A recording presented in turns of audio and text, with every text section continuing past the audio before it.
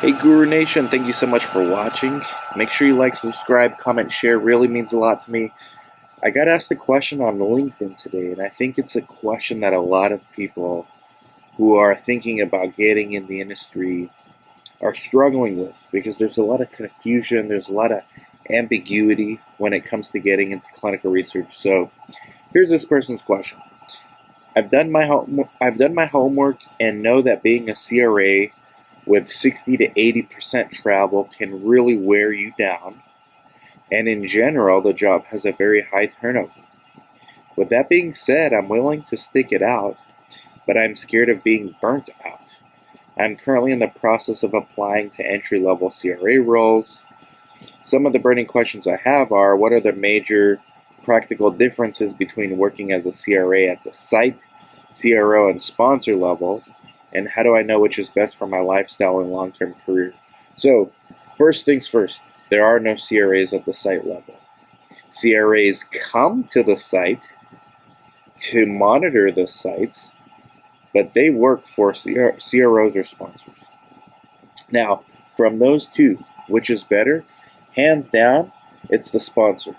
But as far as quality of life is concerned, and generally, to some extent, pay, but not always. But quality of life, definitely, I would say anecdotally, most of the time that I've heard anecdotally from CRAs working at sponsors versus CROs, they much prefer the quality of life at the sponsor side. With that being said, you get whatever CRA role you can get. It sounds like you are entry level based on your next question. So the next question is, for someone starting out as a CRA, would you recommend against applying for remote CRA jobs as your first gig? I feel like I should go for a traveling CRA to truly be thrown into the fire and chaos to build a strong foundation for the rest of my career. Also, I feel like the transition from a remote CRA to a traveling CRA would be very difficult, as the flexibility work-life balance leaves much to be desired. Whereas the opposite scenario, traveling to a remote CRA, it is a much smoother transition. So you're thinking about it wrong. You're thinking about it in terms of what the job is going to be for you. Let's think about who's paying for your salary. The employer. They don't care what works well for you. And you have to be fortunate enough to get a CRA position. Very unlikely your first role in research as somebody research naive is going to be a CRA. They're not just going to throw you into the fire. They're going to make you be a remote site monitor, an in-house CRA, not because they're afraid that when it is time for you to be a real CRA and go travel, that's going to be such a shock to you from working from home to going to sites and traveling 80% of the time that you're not going to do it.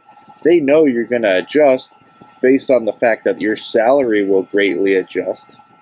What they care about is you understand the fundamentals of clinical research. So what does a remote site monitor do? What does an in-house CRA do? Primarily, they solve problems for sites and assist the traveling CRA. A lot of it's regulatory. A lot of it is tying loose ends.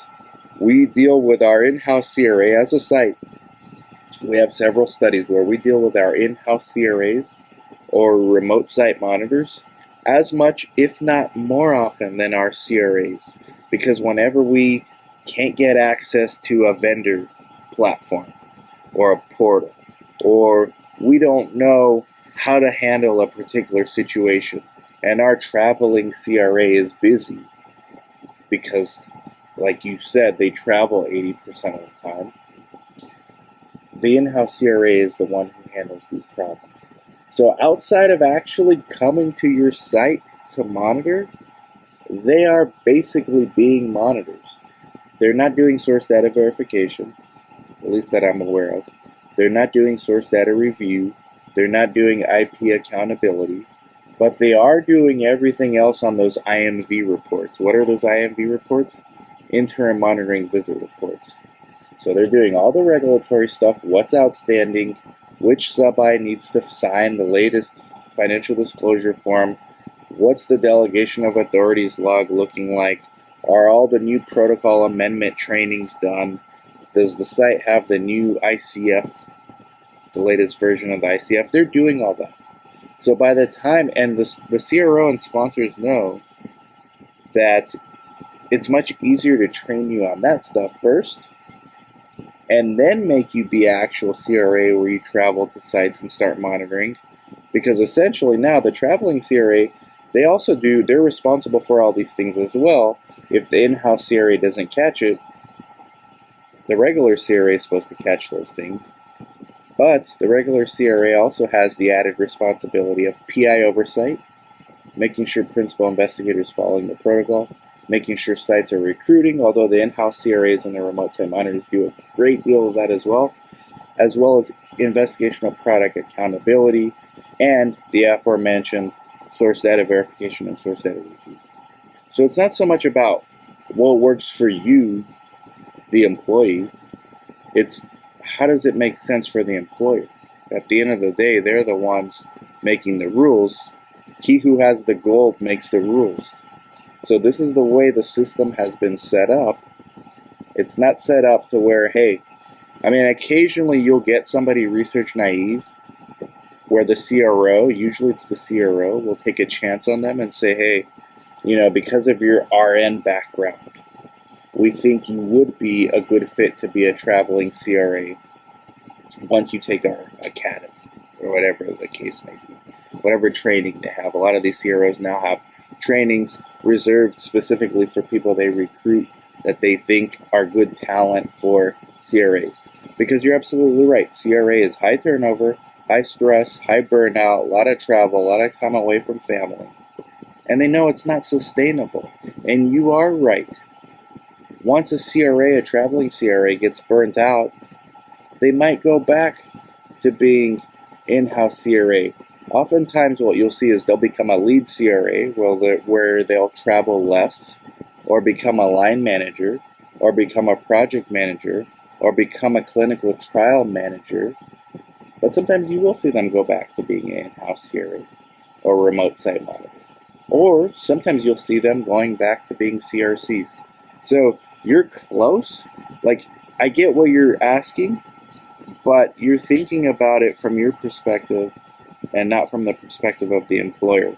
And unless you're an RN, BSN, you're unlikely to get, even if you are an RN, BSN, you're unlikely to get your first role in research as a CRA, regardless of how many of these jobs you apply for. Are there exceptions? Of course. Do these things happen? Of course. But it's unlikely. So my suggestion to you is apply for any position you can get. It's great that you're willing to travel. So apply for every position you can. Don't ignore the site level also as a coordinator. Because I've often said the best, and not just me, anecdotally, almost anybody who knows what they're talking about in this industry will tell you the best CRAs were once CRCs. So that's one way to bypass the whole in-house and remote site monitor job functions and go straight to CRAs if you've been a CRC for a couple of years.